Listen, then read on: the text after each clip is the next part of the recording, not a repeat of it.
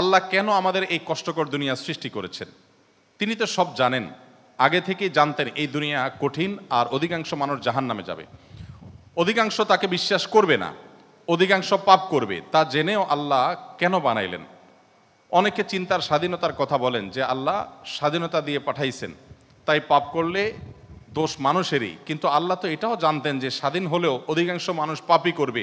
তাহলে কি বলা যায় আল্লাহ জাহান্নামে যাওয়ার জন্যই আমাদের বানাইছেন? এটা কি জুলুম না? ভাই আহমদ মুসা, এই প্রশ্নটি আপনার মতো আরও হয়তো অনেকের। আমরা এই প্রশ্ন উত্তরে অনেক দীর্ঘ আলোচনা করতে পারলে ভালো হতো, কিন্তু আমাদের হাতে সেই সময় নেই। আমি খুব সংক্ষিপ্তভাবে বলার চেষ্টা করি। প্রথমত, আল্লাহ সংক্রান্ত যত প্রশ্ন আছে আমাদের, এই বেশিরভাগ প্রশ্নের গোড়ায় একটা বড় ধরনের গলদ আছে। সে গলদটা হলো, আমরা আল্লাহকে আমাদের মতো ধরে নিয়ে প্রশ্ন করি।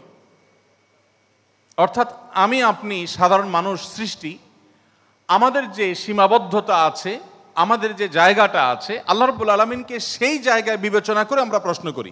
এটা হলো প্রশ্নের গোড়ায় গলদ। যেমন কেউ যখন প্রশ্ন করে যে আচ্ছা, আমাদেরকে আল্লাহ সৃষ্টি করেছেন, তাহলে আল্লাহকে কে সৃষ্টি করেছেন? নাউজুবিল্লাহ। এরকম প্রশ্ন অনেকে করেন। এই প্রশ্নটার অন্তঃসার শূন্য এবং গোড়ায় গলদ। কারণ আপনি নিজে সৃষ্টি, আপনি জানেন যে কোনো ক্রিয়া ছাড়া কোনো কর্ম হতে পারে না। সেজন্য আপনি নিজে সৃষ্টি হয়েছেন, আপনার স্রষ্টার সন্ধান করছেন যে আমি সৃষ্টি যেহেতু হয়েছে, আমার স্রষ্টা নিশ্চয়ই আছে, ভালো কথা। এখন আল্লাহকেও আপনি আপনার মতো করে ভাবছেন যে তাহলে তারও স্রষ্টা দরকার। তারও যদি স্রষ্টা থাকে তাহলে তিনি স্রষ্টা হলেন কিভাবে? আল্লাহর যদি আবার স্রষ্টা বিবেচনা করা যায়, চিন্তা করা যায়, কল্পনা করা যায়, তাহলে তিনি স্রষ্টা হলেন কোত্থেকে? তাহলে তিনিও তো আমার মতো সৃষ্টি হয়ে গেলেন, যে তারও আরেকজন যদি স্রষ্টা থাকে। আল্লাহর কোনো স্রষ্টা থাকবে না, তিনি নিজেই স্বয়ং সম্পূর্ণ। এটা তো অবশ্যম্ভাবী, কারণ সৃষ্টি জগতের আমরা সবাই যখন সৃষ্টি, তাই সকল সৃষ্টির তো স্রষ্টা দরকার। তো স্রষ্টার যদি আবার মনে করেন যে তার আবার সৃষ্টিকর্তাকে, তাহলে সেক্ষেত্রে তিনি স্রষ্টা হলেন কই? তাকে তো আপনি আপনার মতো করে ভাবছেন। তো এইরকম গোড়ায় কিছু গলদ থাকে। এই প্রশ্ন উত্তরে আমি বলি, কোরআনে কারিমে আল্লাহ তাআলা বলেছেন, লা ইউসআলু আম্মা ইয়াফআল ওয়া হুম ইউসআলুন। মহান আল্লাহ তাআলা তার নিজের সত্তা সম্পর্কে বলছেন, তিনি যা কিছু করেন তার এই সমস্ত কাজের জন্য কারোর কাছে তিনি জবাবদিহি করতে বাধ্য নন। কারণ তিনি তো মহান সৃষ্টিকর্তা, তার তো কোনো স্রষ্টা নেই, তার উপরে কেউ নেই, তিনি কার কাছে জবাবদিহি করবেন? তার কোনো কাজের জন্য তিনি কারোর কাছে জবাবদিহি করেন না, কিন্তু সবাইকে তার কাছে জবাবদিহি করতে হয়। এখন আপনি যদি আল্লাহর কাছে কোনো বিষয়ে প্রশ্ন রাখেন, আল্লাহর ব্যাপারে আপনার যদি প্রশ্ন জাগে, তাহলে তার মানে আপনি আল্লাহকে জবাবদিহিতার আওতায় আনতে চাচ্ছেন। মহান সৃষ্টিকর্তা যিনি সকল কিছুর সৃষ্টিকর্তা, তাকেও যদি আপনি জবাবদিহিতার আওতায় আনতে চান, তাহলে তিনি মহান সৃষ্টিকর্তা হলেন কিভাবে সম্ভব? এবার আসা যাক, প্রশ্নে আপনি লিখেছেন যে বেশিরভাগ মানুষ জাহান্নামে যাবে, আল্লাহ জানেন, তাহলে আর দরকার ছিল কি তৈরি করা? এখন এখানে রুটিন দায়িত্বপ্রাপ্ত উপাচার্য মহোদয় আছেন। যদি বলা হয় কোনো শিক্ষা প্রতিষ্ঠানের প্রধানকে যে স্যার, আপনি জানতেন আমরা বেশিরভাগ ছাত্র পরীক্ষা ভালো করব না, আমরা আন্দোলন সংগ্রাম নিয়ে ব্যস্ত ছিলাম, পরীক্ষাটা ভালো হবে না, আপনি জানতেন স্যার, তারপর আপনি পরীক্ষাটা কেন দিলেন বলেন? কোন কথার উপরে ঠিক? পরীক্ষা দেওয়া হয়েছে কেন? এই জন্য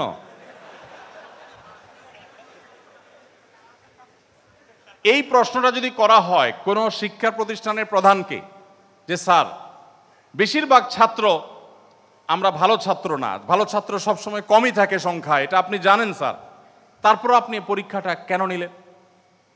স্যার যদি পাল্টা প্রশ্ন করেন, পরীক্ষা যদি আমি না নিতাম, তাহলে তোমরা বলতো স্যার আমরা পরীক্ষা দিয়ে দেখতেন, সবাই পারতাম।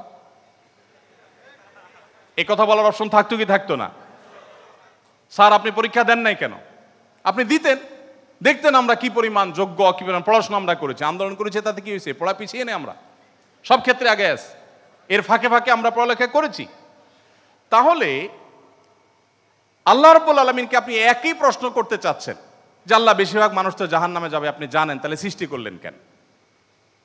এখন মানুষকে যদি আল্লাহ তাআলা এই অনুভূতি শক্তি তার সৃষ্টির আগেও দিতেন, তাহলে মানুষ তো বলতো আল্লাহ ফেরেশতাদের তৈরি করেছেন, জিনদের সৃষ্টি করেছেন, আমাদেরকে কেন সৃষ্টি করে ইচ্ছা শক্তি দিলেন না, তাহলে আমরা একটু দেখাই দিতাম।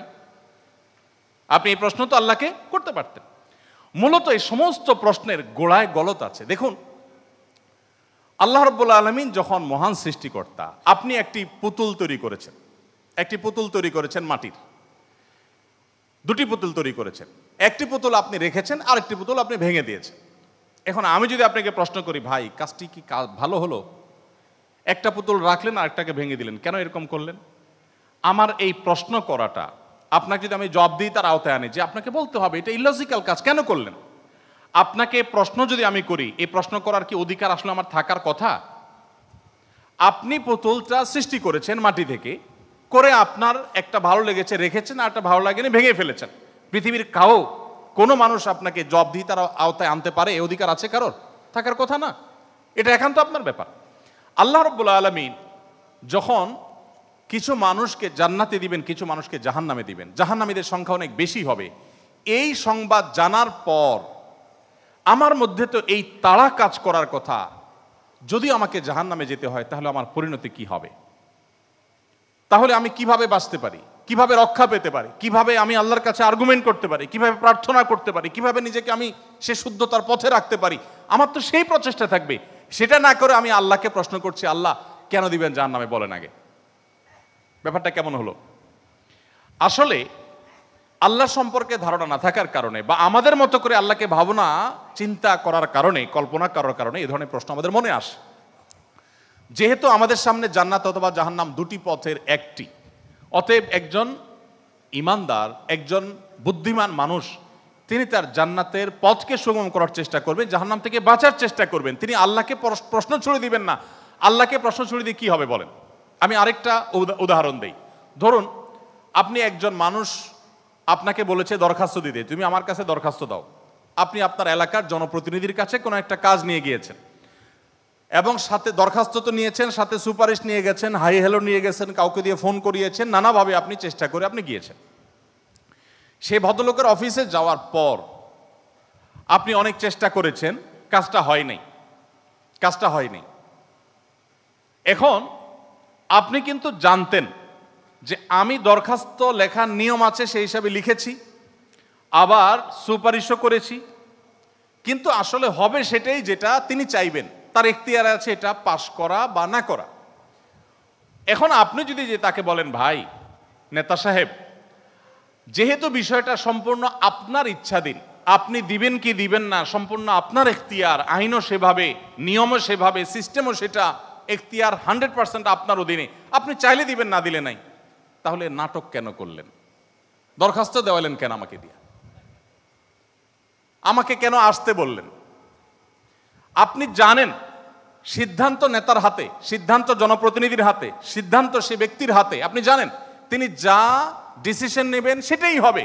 এটা জানার পরও আপনি কিন্তু আপনার চেষ্টায় কোনো ত্রুটি করছেন না, এমনকি আপনি পাবেন না সেই সম্ভাবনা জোরালো হওয়া সত্ত্বেও আপনার চেষ্টা কিন্তু আপনি ত্রুটি করেন না। সেখানে আপনি মানুষ হয়ে বলছেন যে আল্লাহ যাকে জাহান্নামে দিবে সে তো জাহান্নামে যাবেই, এর ব্যত্যয় তো হবেই না, তাহলে আমার আর কষ্ট করে লাভটা কি? আরেকটি উদাহরণ মনে হয়েছে। এক ভদ্রলোক, তিনি একজন মুসলমানকে, একজন সন্দেহের মধ্যে থাকা মুসলমান, নামকাওয়াস্তে মুসলমান, তিনি একজন সিরিয়াস মুসলমান, প্র্যাকটিসিং মুসলমানকে জিজ্ঞেস করতেছে, ভাই প্রতিদিন নামাজের জন্য আহ্বান করে, ভাই নামাজ পড়তে চলো। তো বেনামাজি মুসলমানটা বলে, না ভাই আমি যাব না। তো একদিন বলতেছে, আচ্ছা শুনেন, আল্লাহর ইচ্ছার বাইরে তো কিছু হয় না, আমি আসলে নামাজে যাই, এটা আল্লাহ চাচ্ছেন না, এই জন্য আমি যাই না। তো যেহেতু আল্লাহর ফয়সালা হয়ে গেছে, আমি যেতে পারছি না, তার মানে আল্লাহ আমাকে যাওয়ার তৌফিক দেন না, সেজন্য যাচ্ছি না। তাহলে আপনি অযথা চেষ্টা করে লাভ নাই, কেন আমাকে প্রতিদিন ডাকেন, কোনো দরকার নেই। তো এই ভদ্রলোক তিনি যখন বলেছেন যে আল্লাহ চাইলে তো আমি নামাজ এমনিই পড়তে যাব, আল্লাহ যখন আমার জন্য নামাজের ফয়সালা করবেন, আপনি ডাকা ছাড়াই আমি যাব, আর না করলে তো আমি যাব না, তাহলে আপনি অযথা কেন চেষ্টা করছেন? এই কথা বলার পর ওই নামাজি ব্যক্তি তার কোনো উত্তর না দিয়ে পরের দিন এই ভদ্রলোক যখন অফিসে যাবে কাজের জন্য, একই সাথে তারা থাকে, তো শার্ট প্যান্ট পরে যখন সে কাজের জন্য বের হবে তখন তার এই দোস্ত দরজা আটকে ফেললো এবং সামনে দাঁড়ায় বলল, আজকে তো যাওয়া যাবে না। তো বলে, কেন যাওয়া যাবে না? বলে যে আল্লাহ তো রিজিক দাতা, অতএব আপনার নসিবে যেটা আছে সেটা তো এমনিতেই আসবে, আর না থাকলে আসবে না, আপনি গেলেও আসবে না, তাহলে কেন যাচ্ছেন? রিজিকের ব্যাপারে আপনি নামধারী মুসলমান হিসাবে, নামসর্বস্ব মুসলমান হিসাবে আপনি বিশ্বাস করেন যে রিজিকে যা আমার বরাদ্দে আছে সেটা আসবেই, কিন্তু আমার চেষ্টা আমাকে করতে হবে। ওই যে ডিসিশন নেতার হাতে, কিন্তু আমাকে দরখাস্ত দিতে হবে, আমাকে অ্যাপ্রোচ করতে হবে, আমাকে চেষ্টা করতে হবে। আমার এই চেষ্টা করাটা হলো আমার দায়িত্ব। দিবেন কি দিবেন না 100% তার ইখতিয়ারে। আমি জানি তিনি না দিলে আমার চেষ্টা করেও কিছু হবে না, কিন্তু তাই বলে আমি চেষ্টা বন্ধ করব না। ঠিক একইভাবে আমি জান্নাতের জন্য চেষ্টা করব, এটা আমার কর্তব্য, এটা আমার বাঁচা মরার লড়াই। আল্লাহ তাআলা আমাকে জান্নাতে দিবেন কি দিবেন না ডিসিশন তারটাই চূড়ান্ত, তাহলে আমার কাজ করে লাভ কি? এই প্রশ্ন একেবারেই অবান্তর, একেবারেই অযৌক্তিক, কারণ পার্থিব জীবনে অন্য কোনো ক্ষেত্রে আমরা এটাকে অ্যাপ্লাই করি না।